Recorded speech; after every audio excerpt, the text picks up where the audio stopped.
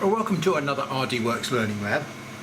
Yep, I know we're sitting in front of the light blade machine today, but that's because it's very convenient for me to sit down to do this job. I'm just about to enter into a very, very boring process, but equally well, very important. Now, as I mentioned to you in the last session about nozzles and lenses, I'm beginning to do work on refining a compound lens. I say refining because I've looked at this problem before and decided that I'd come across the secret of what a good compound lens should be. And it turned out to be an 1.5 inch plano convex lens followed by a 2.5 inch meniscus lens. In the meantime, one or two people have asked the question, are they the only combinations that work? Well, I can't really answer that question. What happens if I turn one of the lenses upside down? What happens if I turn them both upside down? What happens if I put a space between them? Can I get better results? I did a little bit of this research work originally, and I quickly stumbled upon the magic 1.5 plano convex and 2.5 meniscus combination, which worked extremely well and got me to, with certain materials, a 500 dot per inch resolution, i.e. a 0.05 dot. At that time I said, well, yeah, I can do it, but to be honest, the dot is so weak that it really isn't a lot of use. And so we were stuck with, at that point in time, the capability of a 0.1 dot very, very comfortably, and the ability to work with 254 dots per inch. Even though the dots produced from my previous combination were very good, there was still a hint of a halo around the dot. Now, a halo around the dot indicates that we've got some low power hanging around the outside, and we haven't just got a nice crisp high powered dot. And that really is the holy grail of dots. A black dot with no halo. Can I achieve that? Can I find a magic combination? That's what my task is today, the next day, how many days? I'm going to try lots and lots of lens combinations before I commit to you guys about saying here is a good compound lens combination. Now, as I said to you before, Cloud Ray are going to be making a compound lens holder, but at the moment they certainly don't have a specification for the compound lens combination that's going to go into that holder. Okay, so come on in and I'm going to show you the method by which I'm going to try and evaluate these lenses to get the best compound arrangement. Now, let me start off by saying that you're going to see me using lots of different lenses here, many of which I've bought over the past 2 or 3 years for my own experimentation. Now, just recently, as I started working in this 20mm diameter lens assembly, I found I needed more lenses than were supplied with this Think Laser machine. Now, I tried several Chinese suppliers to get the right sort of lenses that I was looking for, and I was particularly interested in getting meniscus lenses. People were claiming to sell them, but they weren't really. They were just ordinary plano convex. The only company that I came across who was telling me the truth were this company called Cloud Ray. And so I bought several lenses from them. Somehow they must have picked up on the fact that I'd got this channel going, and the man that runs Cloud Ray approached me with the intention, I think, of forming some sort of commercial relationship. Well, look, as I've told you before, I married well and I spend my rich wife's money. I don't need a commercial relationship. I'm retired. By the way, I'm joking about the wife. She married me for my money. I don't need any money to change hands because I'm very happy doing this as a hobby. Now, the guy obviously sees the large following that I have as a potential source of customers, and that's perfectly commercially legitimate. The only thing is, I don't want any commercial relationship. And so basically I very kindly refused any approach that he had based on commercial aspirations. But I'm not stupid, because I saw two possibilities. Number one, I might be able to get some free samples in exchange for example, saying, will you please make that nozzle? You sell the nozzle, because I don't want the responsibility of making and selling a special product. And so that's how the relationship developed to start with. And it's gone a little bit further. We've got one or two other things in the pipeline that he wants to make. I don't care, because I've got no commercial royalties or copyright on any of my products. I just want shot of the responsibility of having to make them. One or two things I have to make, but most of them somebody else could make on my behalf and sell them to you. And if they're coming from China in bulk, well, I certainly can't beat those costs. That just explains the relationship that you might hear me mention. I try not to raise the profile of Cloud Ray in these videos because it's not essential. These are just pieces of equipment that I happen to buy from Cloud Ray. But if the only place you can get this product is from them, then I have to say so. Okay, now I'm getting myself as comfortable as possible because this is, as I said, going to be a very, very tedious exercise. But let me demonstrate to you what I plan to do. Here I've got some very thin card or thick paper. This is basically something that maybe people would know as cartridge paper. It's got a little bit of a texture on the front, but it is basically quite a nice crisp paper without much china clay in it. Now, china clay is one of the worst things you can have on white paper, because although it makes the surface shiny, it also produces a horrible smoke mark, and that's not what I'm after. I don't want a smoke mark on this paper. What I do want is the possibility for it to register a scorch mark, which is the area of low energy density around the core of the beam. I'm going to just remove this a minute, and I'm going to take the nozzle with its lenses that are already in there. So I've just taken those two lenses out of the nozzle, and as it happens I can tell which is which, but I've got a lot of lenses here and I don't want to put them back in the wrong box. How do I tell which focal length is which? That's a question that many people have asked me, and the answer is, well, perhaps you should make one of my little lens ladders. Here we are. Now, this has got a couple of little fittings on the top, and that allows me to drop an 18mm lens onto the top of the ladder. And then what I've got here is one of my little test patterns. It's a whole load of rubbish really, but what they are is quite fine lines, which enables me to put them into, for instance, this one here, which is the 2.5-inch shelf. And then, provided I take my glasses off, I can look down on the top of it and I can see, because this is a nice clear lens, that that's absolutely in focus. So I know that that one's a 2.5-inch lens. If I put it on the 2-inch shelf, it's a bit out of focus. So that is definitely a 2.5-inch lens. How can we tell if it's a meniscus lens or not? Well, the answer is to hold it up like this, right against your eye, so that you can look in there at something behind you. And I'm looking at the corner of this machine. Okay, now you've got to hold it right against your eye, and when you look you can see nothing. It's all blurry, and if it's blurred it's magnified. Okay, now you'll be able to see all the hairs on the side of your face, but if you twist it slightly so that it looks at the machine, everything will be blurred. Now if I pick up a plano convex, the flat side, when I put that to my eye, I can completely see the world behind me without any blurring at all. It's a perfect mirror. And that's the simple way to tell the difference between a plano convex and a meniscus lens. We're going to test what we consider to be one of the better combinations that we could find last time. Now we're looking for a 1.5-inch plano convex, which we've got here.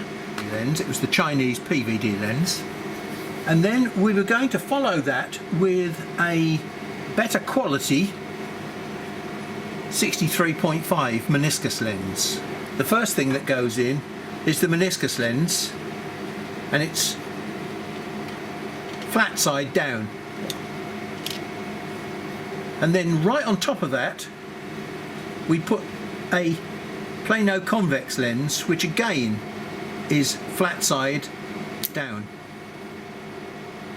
Now I don't have a screw ring to hold this whole lot together, so what I'm using at the moment is an O-ring, and it's an O-ring that's too big for the hole. But what I'm then doing is squashing it down.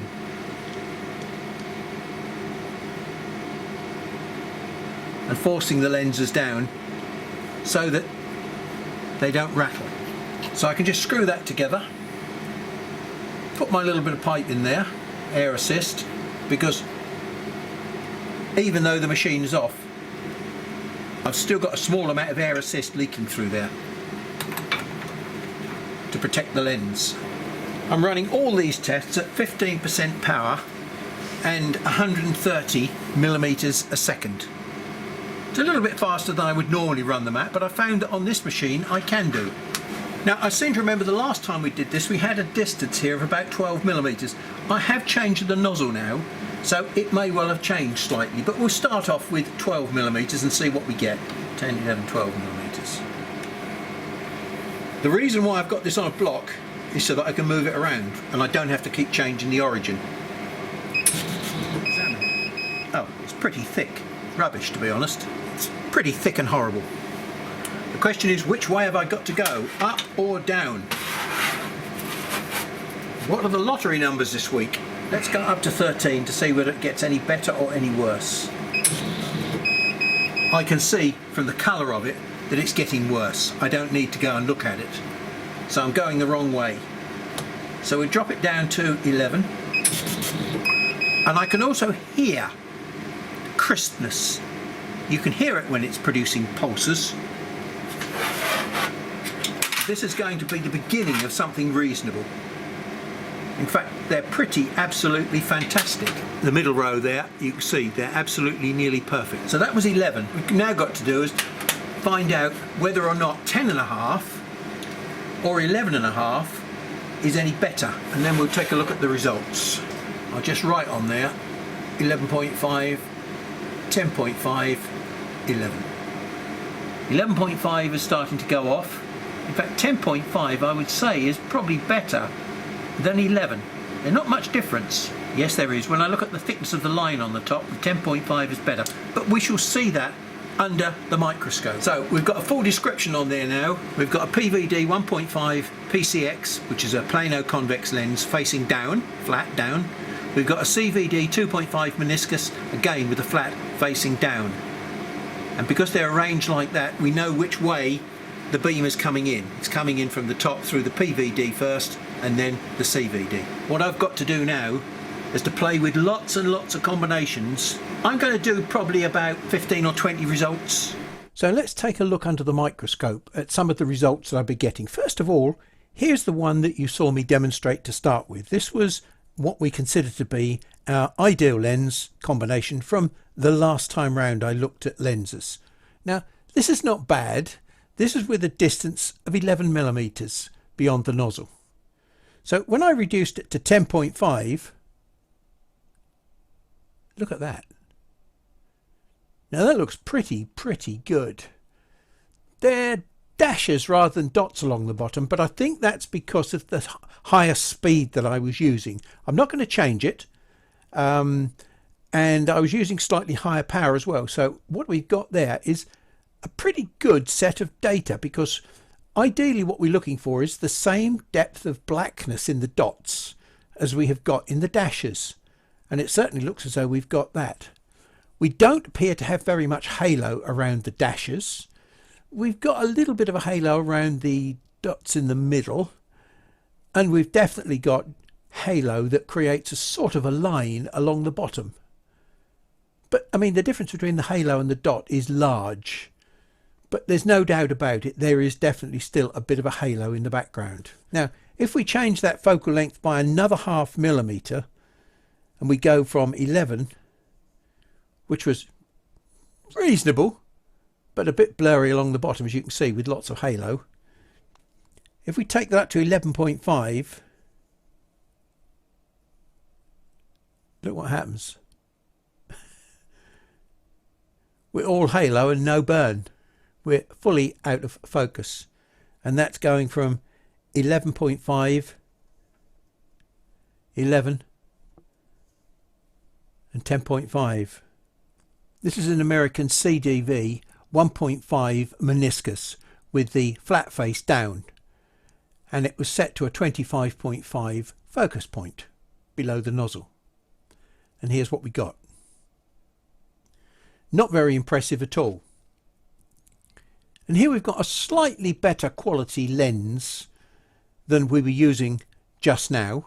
This is a CVD 1.5 lens. It's an American lens, which is a plano convex with flat face down, followed by the 2.5 meniscus American lens with flat face down as well.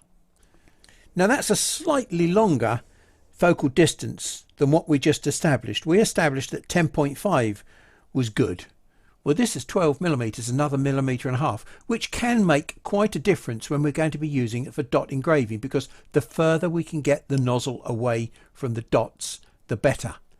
So this is a gallium arsenide 1.5 plano convex with the flat side up, and meniscus lens with the flat side up as well. Not good. Look at all this halo stuff around these dots. Now, I'm not going to do the same description for every one that I tested. If you want to, you can look up here in the top left hand corner and you can see what it is from my description. Okay, so you'll see whether we've got lenses up, lenses down, whether we've got an O-ring in between the lenses, which gives us about a 3 mil separation. And you can see whether they're gallium arsenide, and if they're not specified as gallium arsenide, then they're obviously ZNSE. So let's quickly run through these now, because it's the quickest way to store a picture in your mind, and you can say, look at this one, rubbish. Oh, that's worth a second look. What was that one? That's a gallium arsenide 1.5 flat side down, followed by a 1.5 American meniscus lens with the flat face down, but it's only got a focal distance of 6.5 millimeters, quite close to the nozzle. But hey, let's take a quick look at that a little bit closer. What sort of halo can you see along the bottom line? None. Wow, that's pretty impressive, isn't it? Now we'll take a look at some of the others. Look at the bottom line. Don't worry about the zigzag on the end. That's because the lens was loose, but it didn't affect the overall performance. Dotty line along the bottom. Well, they're 0.1 dots, but we've got halo between them. The 0.1 dot is easy to achieve, it would appear. That's not bad. Halo along the bottom line again. Terrible. Very small dots. But are they small dots? Because the scorch mark is what you will see when you try and engrave something probably on a softer material. And we've also got the halo around the top ones. And the next one, much the same. 0.1 dots, okay, but lots of halo. The next one, oh, lots of halo everywhere. Top line, dashes. The top line is nice and thin, less than 0.1. And the dots along the middle are less than 0.1. And the dots along the bottom are less than 0.1. But, crap, beyond discussion. Oh dear. Rubbish. Rubbish. Worth a second look. The gaps and the dots are not quite the same. So I'd make those dots probably 0.12 maybe. Oh, rubbish. Rubbish. Rubbish. And that's the end. Let's just go back along that list and make a note of the ones that we would like to put into a short list. Okay, let's run up and down these 4. We look carefully at the thickness of the top line and the smudging or halo on the bottom line. Clear top line about 0.1 and some, yeah, that's sort of okay. So that was our previous best result. Now that one looks cleaner. Let's just go back and compare that one. Halo on the bottom line, virtually no halo anywhere. So that's a gallium arsenide 1.5 and a CVD 1.5. Not bad, but it's got halo all along the bottom. It's the same as that one, the configuration, except that this one has got a 3mm space between the lenses. Along the centre line here we've got some smudging. They're 0.1 dots and 0.1 spaces still, but we've got carryover, we've got halo between the dots, whereas with that one they're crystal clear between the dots. There's no halo on that bottom line. So all of these four are reasonably good results, but the standout result is that one. So if you look at that list, you can see the four that we've used for doing some comparisons. Now what you can also see down there is the multitude of combinations that I've tried to use. Gallium arsenide, various secondary lenses. Now am I getting this crystal clear result with no halo because I have filtered out all the aberration and sent it elsewhere? Or is it crystal clear because every ounce of the laser beam is being focused into one spot? Now they're two extremes. My goal originally was for plan 1, i.e. we just filter out the central powerful part of the beam that we want and we throw the rest away. Now the fact that we've got a relatively short focus point here at 6.5mm, well, it's too early to say at the moment, but I'm tending to favour concentration of power. If we take a look at that list again, all the good results, 12mm, 10.5mm, 12.5mm, they're significantly different to this one at the second one in that highlighted in that list, which is 6.5mm away from the nozzle. And also the other thing that you'll notice, there are lots of ups, there are lots of ups and downs and ups, with O-rings, without O-rings. You can work your way through the list and examine them for yourself. The four that we've chosen that give the best results are all with flat side down. Right, so let's return to the workshop, and I'm going to carry out a couple more experiments with the second blue highlighted item and the last blue highlighted item. Right, so here's our top choice. We've got a 1.5-inch meniscus PVD lens and we've got a 1.5-inch gallium arsenide plano convex. Is it repeatable?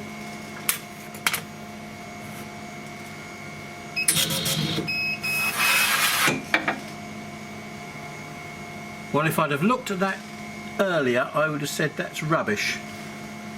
So the problem we've got with this setup at the moment is non-repeatability.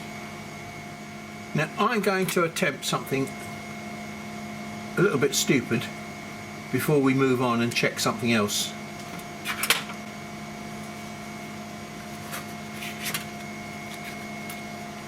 I'm going to take the assembly out and I'm going to completely turn it upside down. 7mm.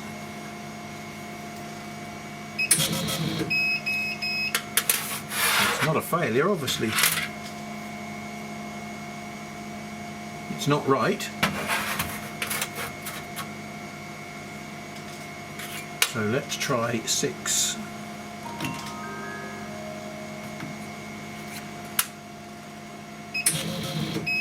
I can see that's gone the wrong way. Let's try 8.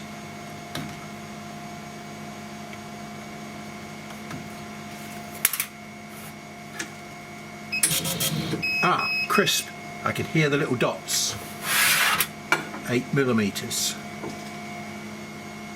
And wow, we're back to something pretty phenomenal.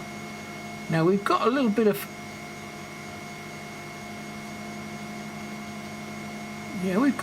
a halo around those dots now, just a bit, but they're looking pretty clean. Well, because that was such a surprise, I didn't even make a test sheet.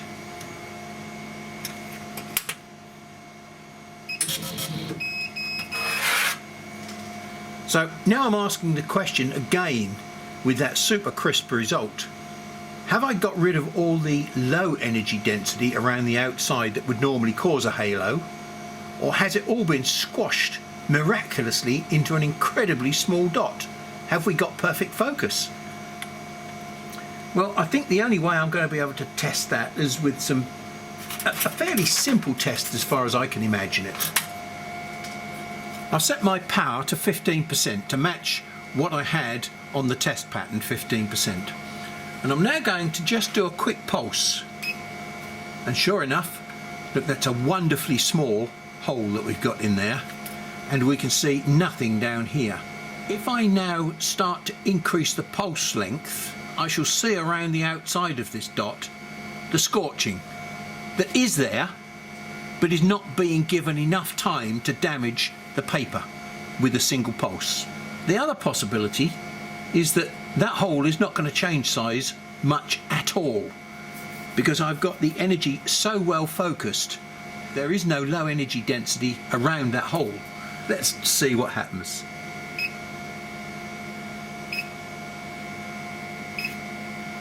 Well, I'm getting a little glow in the hole, but I'm not. So it is growing just a little bit. I'm going to hold the beam on for a significant period of time. And wow, look what we've got here. We've got scorching. And we've done virtually nothing to that hole there. So all the energy seems to be concentrated through the focus point. We haven't got any aberration.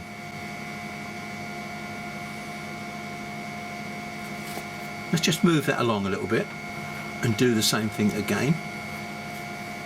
See if we can do it a little bit slower. So I'm now not concentrating on the hole at the top here. What I'm trying to do is to watch what's happening down here. I'm just getting a scorch, and I want to see how that scorch develops. That scorch is developing uniformly. Ooh, that's interesting. It scorched uniformly in the middle, and then all of a sudden it went and exploded. We've still got virtually no scorch mark around that hole at all. All we've got is like a charcoal outer ring, a very small charcoal outer ring, where the energy is just insufficient to physically burn away the charcoal, but there's no halo around the outside as such. That's pretty miraculous. So I'm going to put our magical pairing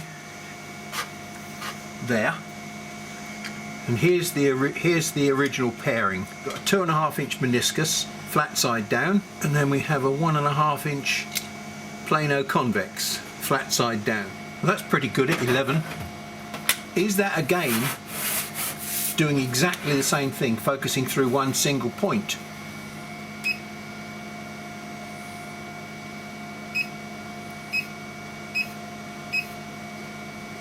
The answer is yes. Look, we're just getting a burn on the bottom.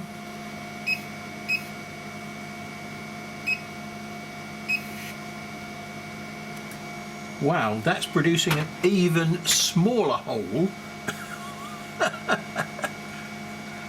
than my upside down one. So we're back to, we've gone round full circle to my original lens configuration. And that appears to be absolutely magical. Look at that top dot. They were given the same amount of time, and that dot has not grown at all. It's still, even with a long pulse, still the same size. We have a lot to learn, don't we? Now, this was the magical combination that we had previously with the gallium arsenide and the 1.5 meniscus lens. Nice clean halo-free dashes and dots. So we mustn't lose sight of that, because now when we try and repeat it, what we find is we get results like this. Look at all those halos along the bottom dots there. No. So that was the best that we found. The best result that we had previously was at around about 6.5. Well, this is a setting of 8. So something is strange there. It just doesn't repeat. Then we went on to my original setup. To be honest, I'm much happier with, because it's got a much longer distance away from the nozzle. Now, there it is at 11.5. All of a sudden, there it is at 11. It's just absolutely amazing transformation for 0.5 millimetre from that to that. That just shows you how sensitive the focus can be. But then we go down from 11 to 10.5.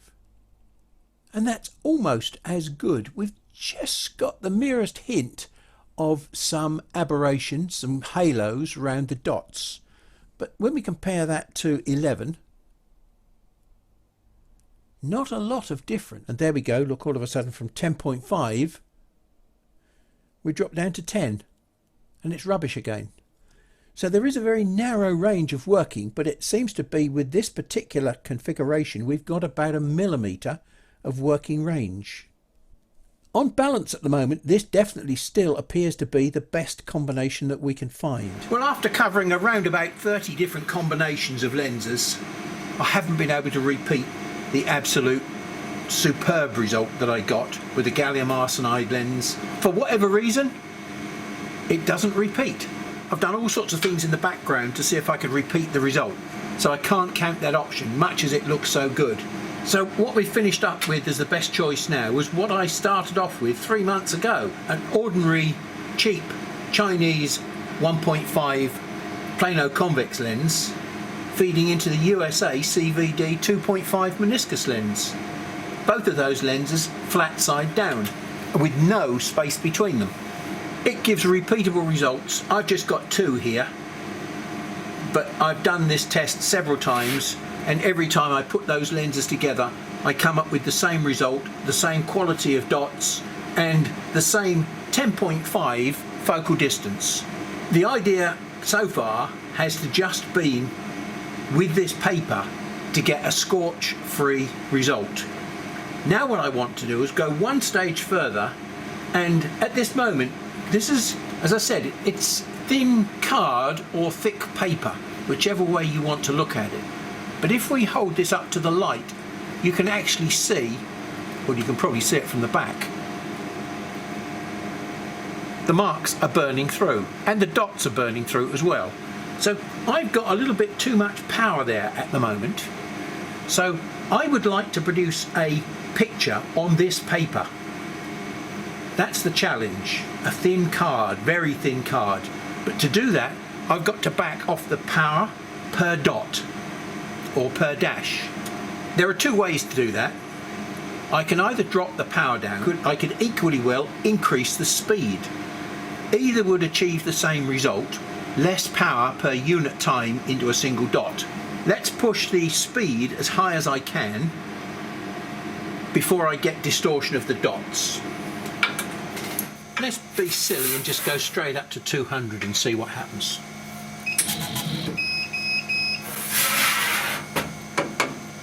Well, the lines are getting thinner, the dots are getting smaller, but the dots are still there. The dashes are just about coming through. Well, 200 is a pretty good speed.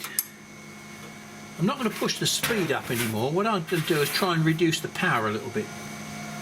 Well, we've pulled the power down from 15 to 13%. Well, and as we found out before, we've got some superb small dots, but they're so faint that probably they're not going to be much use. The lines are about 0.05 wide, and I'd say the dots are under 0.1. So I'm wondering whether I should see whether I can do a picture. And we've got no penetration coming through. So we've found a set of conditions that would probably work on this paper. Although this is only a fairly small piece of paper, I can't guarantee that it's flat. So what we do normally is this. I put a bend on the paper that way and a bend on the paper that way to make sure that the corners curl up like that. And then I can put 4 magnets on the corner and I'll guarantee that the middle is pulled down flat. Because although we've got maybe 1 millimetre to work with, we don't really want to use that. We want to keep it as perfect as possible. So we're looking for a setting of 10.5 as our nominal setting. So fine it won't really show. And yes, we've got something a little bit better than 0.1 dots.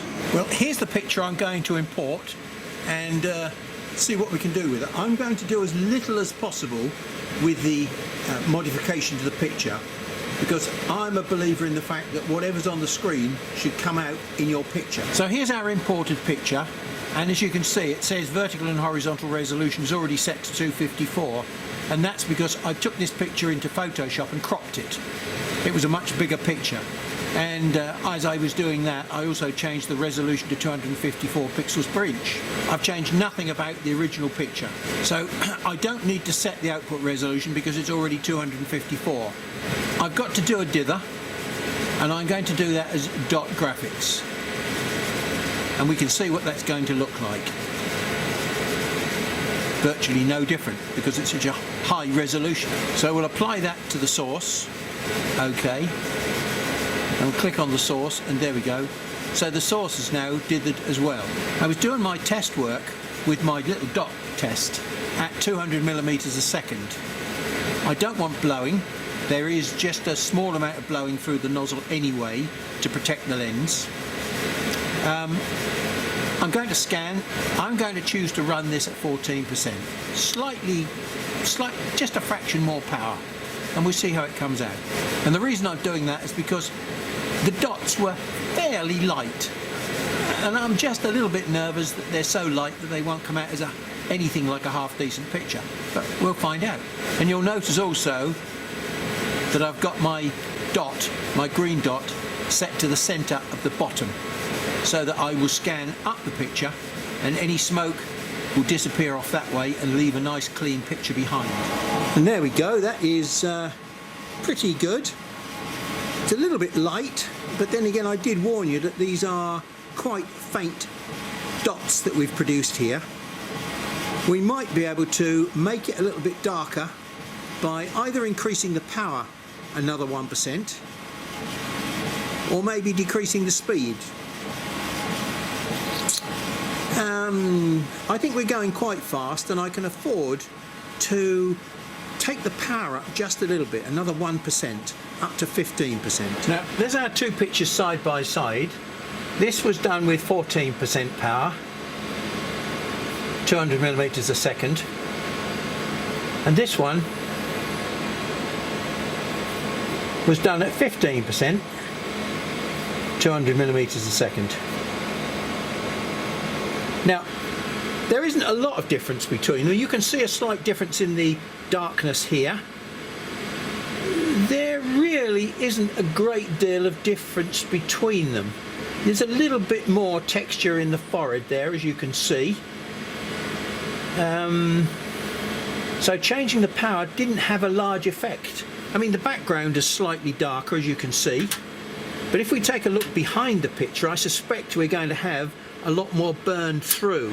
Yes, we've got a lot more burn through here. We're right through the paper just here, and the black tassels at the top are darker as well. So what we need to do is we need to go back to this power setting, which is just on the verge of coming through the paper but isn't coming through, and then we'll go and change the density of the picture so that we put more dots in, not heavier dots. Now, you do that by making the picture darker. And the grayscale effect means that the pixels are going to cluster together to make the impression of the picture being darker. So we won't get deeper pixels, we'll get more pixels. And that's a much better solution. So here we've got the opportunity to change the brightness. Now, maybe we can take it down just a little bit, maybe 4 or 5%. 5%. And we'll check what effect that has. Yeah, that's darkened it. Can we make it crisper by increasing the contrast a little bit? Take that up 5%. Not much. 6%. Take the brightness down a shade more. 8%. And then we'll take the contrast up a little bit.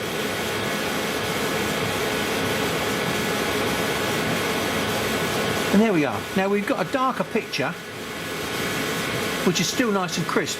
We can see all the white whiskers here, which is really what we want to try and pull out, this contrast here. Okay, we've doctored this picture just a little bit, but it's done on the basis of understanding what we're trying to do and how we can achieve it. Now, I'm very confident that now that we've doctored this picture with the brightness and the contrast only, we'll get the result that we're looking for. So we need to dither it, and we need to do dot graphics. We'll apply to view. and we'll apply to source, and there it is. Now look, even with the door open, you can see where the smoke is going. It's going nicely backwards.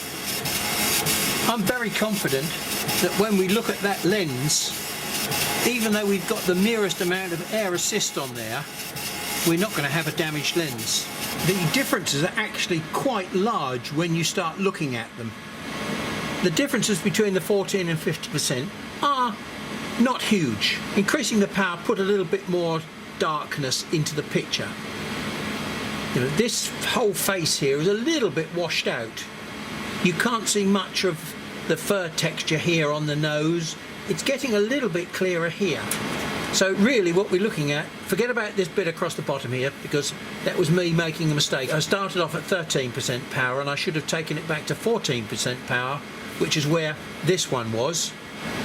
But I'm anticipating that this one is not going to be a lot different than that one. It's not going to be badly burnt through. It's going to be more evenly burnt through, whereas this one is quite badly burnt through in places like this down here. Look, you can see, and across here. Well, forget about that bit across the bottom, but look just here, that's not burnt through. That's not dissimilar to what we've got here, the eyes. So the idea being that what we're trying to do is put more dots on the page, and you can see it clearer here. Look, we've got more dots on the page here because we've got a different density of picture. And again, if I feel this, there's no 3D-ness about that. It's not overburning, it's no double dotting or anything. That is a superb picture. Unless you're an absolute dummy, you don't need special bits of software to turn your photographs into good quality pictures. What you need is an eye for a good quality picture to start with lots of nice contrasty bits in it as a well-defined photograph. If you take a fuzzy snapshot, you'll get a fuzzy result. If you've got a decent picture to start with, you can do very little to the picture other than, as you've seen, maybe just play with the contrast and the lightness and just go with it. But the most important thing is to choose a resolution which is suitable for the material that you're using. I found out clearly with this material that I could run this quality picture. I definitely won't be able to do this on wood unless that wood happens to be MDF, and then I might stand a chance of doing it. But the only way that I can establish that is to do my little dot test to start with. So even though I've done all these dot tests, that's the standard way that I will approach any material. Do this first. Try and find out what the speed is, what the power is, to get the quality of dot that you want. Okay, now I've got some black anodized aluminium here, and I'm going to just see what sort of quality dot we can put down on here. This is 213. Now, the great thing about anodized aluminium is we are not going to get any scorch marks or burns. The principle of anodized aluminium engraving is very simple. You've got a black dye which had been penetrated into the surface of this white substance underneath, which is aluminium oxide. Underneath that aluminium oxide is the raw aluminium, which is totally reflective. But what we're trying to do, we're trying to put just enough power, and it only requires us to heat each dot up to about 300 degrees C or less, and the dye will just evaporate. Whereas the aluminium oxide in the background has got to be heated up to about over 2000 degrees C before it will disappear and leave pure aluminium behind. So we've got a very large range of error that we can play with. So we only need enough power in each dot to evaporate the dye. Sadly, you guys with 150 watt tubes are not going to be able to do this. You just haven't got the control of power at this bottom end of the range. 60 watts and below, you've definitely got that capability to pull the power right down and produce good results. So let's put this back here again.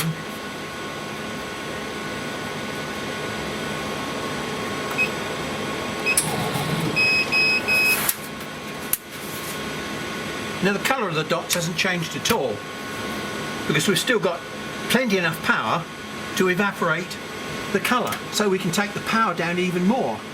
If I can get it down lower, 11%, I might be able to get it down to 10%. I think the lowest I can get on this machine is 9%.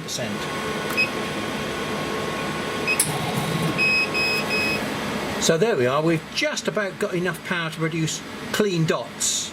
But of course the dots, if you notice, are not the same intensity as the dashes.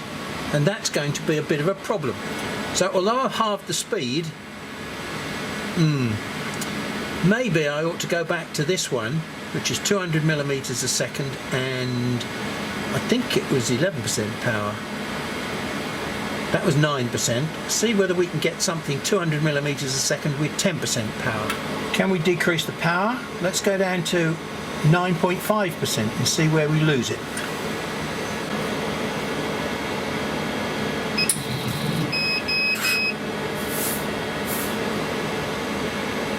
Now they are superb dots. I'm going to try and estimate what size those dots are because I'm going to change the resolution of my picture now. Well, I'd say those dots are about 0.08. So we've measured the dot size on there at 0.08. And the formula for calculating the resolution is very simple.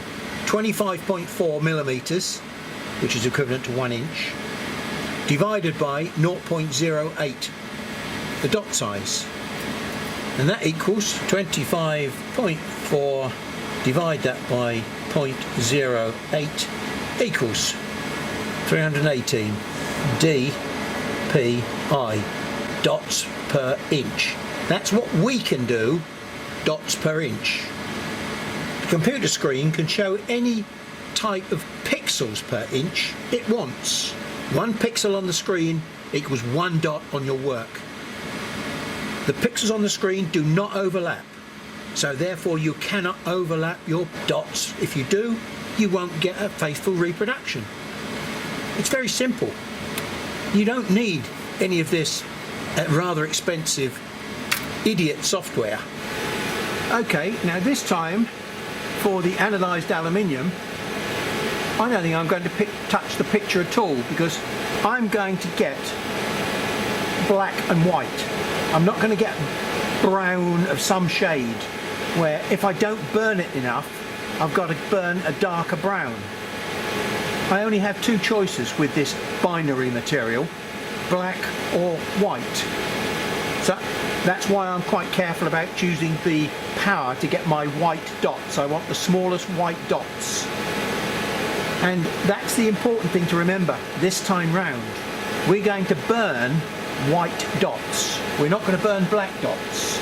So the first thing we're going to have to do is to invert the colour.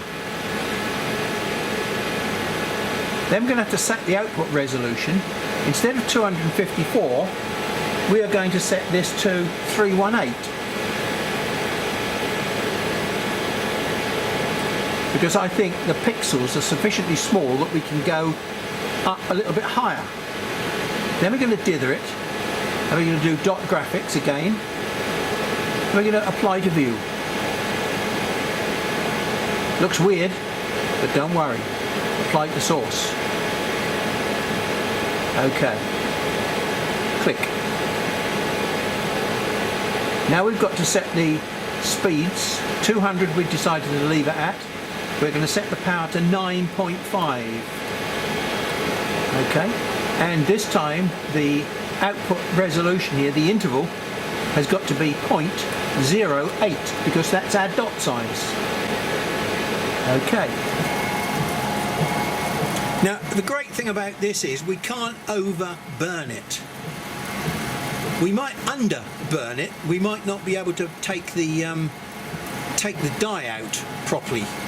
But if we're careful about this and we don't touch that, which is one of the reasons why I put the magnets around it, I can always rerun it again, and that will have a second hit at taking the dye out. Now obviously I'm demonstrating this compound lens here on the light blade machine, but of course this is exactly the same system that we've now got on the China blue machine, so it makes no difference at all. The lens in the nozzle system will remain exactly the same as it is here, 10.5mm distance away from the work. Maybe just a little bit dark. Maybe it could have done with another 0.2 or 0.3 of power. One of the difficult problems in photo engraving is controlling the low power. Right, so we've got a fairly poor quality piece of MDF here. It's not completely flat, but in this particular area here where we're going to work, I'm going to use the same settings that I used for the aluminium. I can hear it's lovely and crisp. And this material does take a beautiful dot. It really does. Down there it doesn't look as though it's going to colour up the wood at all. We don't really know how this is going to turn out. So I would start off by leaving these both set to 0, which is the brightness of the contrast. It may well be that you're going to have to take the brightness back down again. Every piece of idiot photo engraving software that I'm aware of makes the pictures lighter. Why is that? Well, because they're overburning the pixels. So by making the pixels lighter, you can burn them 2 or 3 times. We're not adopting that approach. We're doing the job, what I consider to be, properly. 1 pixel, 1 dot. So the output resolution here, we're going to leave it at 254. Mind you, this is a very, very good material. I'm inclined to take that up to 318 as well, 318. This is almost as good as anodized aluminium, even though it isn't working with the same system. Because it's not wood, it's more epoxy resin or some binder in there. It doesn't burn and scorch as much as wood.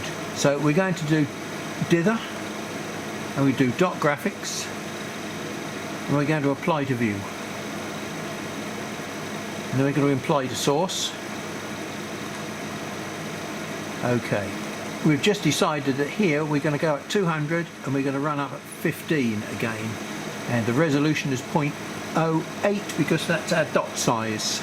You have actually seen me and my method of testing lots of lens combinations. I'm in the lucky position that I've got time to do this, and I find it extremely interesting. Although it's boring, there's always something new popping out of the woodwork, which turns out to be quite exciting. Now that we've decided upon a final combination, I will be posting this off to Ray, and I will be leaving them to sort out a complete compound nozzle system that you can buy. It may be a few weeks before that happens, because obviously they've got to be manufactured in China before they can be available for sale. But I'm sure that I shall know and be able to let you guys know when it is becoming available. You have seen the results here in front of you. As I said, I've shown you everything that I'm doing. You've seen that I've not doctored this picture in any way at all. These are basically straight out of the RDWorks can. And you don't need any special software to produce a good quality image. What you need is a very fine quality dot. And you're going to get that with this compound lens. You must have a copy of my little 254 DPI test program. That's the essential tool before you start doing any of this photo engraving work. Without that tool, you will be wasting time and material.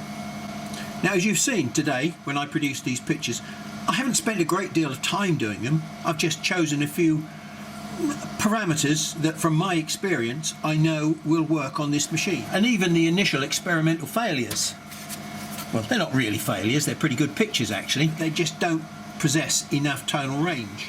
Well, I may as well finish the session off in the same way that I started it, relaxing, because now the problem is going to be somebody else's to manufacture and make this happen.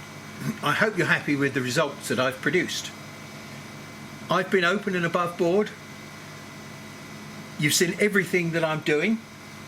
You can make your own mind up as to whether or not you want to invest in whatever it is that finally appears on the Ray website. I can assure you that it will do what it says on the tin, because today you've seen me open the tin and use what's inside. Thank you very much for your time and your patience, because this has been a little bit of a hard slog for us both. I'll see you in the next session. Bye.